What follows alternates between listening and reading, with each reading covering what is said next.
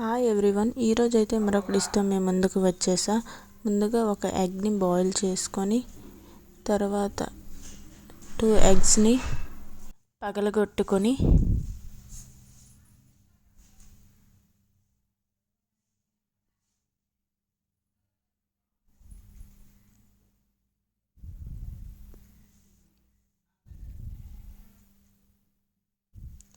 అందులోనే సరిపోయినంత ఉప్పు,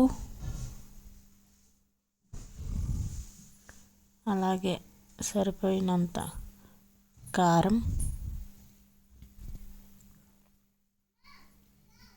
వేసుకొని దీన్నంతటిని బాగా గిలక్కొట్టుకొని బాగా కలుపుకోవాలి.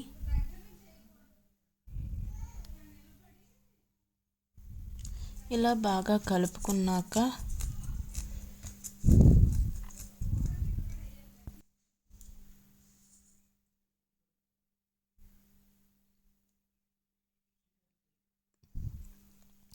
స్టవ్ ఆన్ చేసుకొని ప్యాన్ పెట్టుకోవాలి.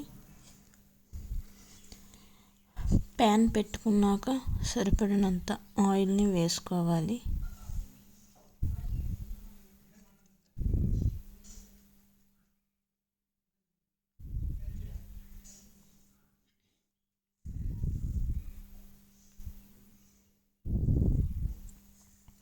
ఇలా ఆయిల్ బాగా హీట్ అయ్యాక ముందుగా ఉడకపెట్టుకున్న ఎగ్ను వేసుకొని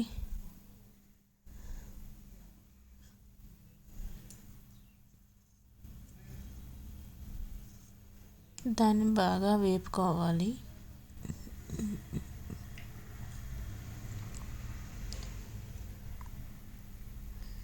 ఇలా బాగా వేగిన ఎగ్ పైన మనం తయారు చేసి పెట్టుకున్న ఎగ్ మిశ్రమాన్ని దీనిపై వేసుకోవాలి.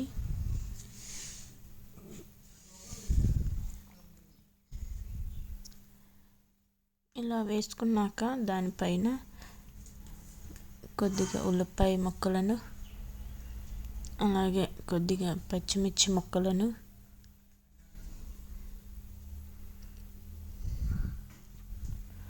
అలాగే కొద్దిగా తరుముకున్న కొత్తిమీరను కూడా యాడ్ చేసుకోవాలి.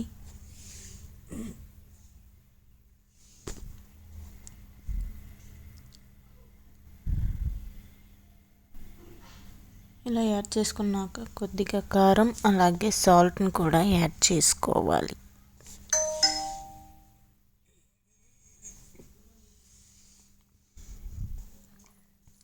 ఇలా యాడ్ చేసుకున్నాక నేను చూపించిన విధంగా చుట్టూ కొద్దిగా తీసుకొని అలా స్లోగా తీసుకోవాలి. ఫాస్ట్గా తీసామంటే పోతుంది. ఇలా స్లోగా తీసుకుంటే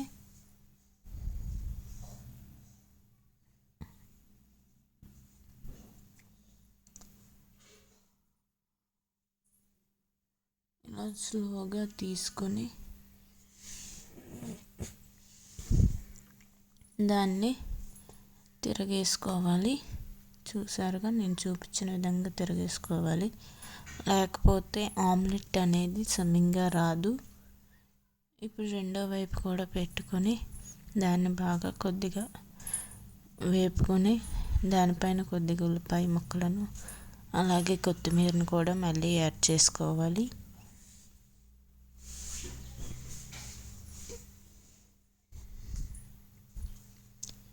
ఇలా కాసేపు బాగా ఎగ్ ఆమ్లెట్ ఫ్రై అయిన తర్వాత ప్లేట్లోకి సర్వ్ చేసుకోవటమే.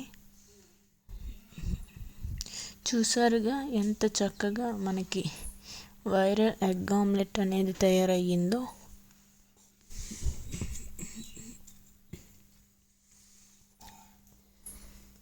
చూసారుగా, చూడ్డానికి ఎంత బాగుందో, తింటే ఇంకెంత బాగుంటుందో. చాలా చక్కగా వచ్చింది.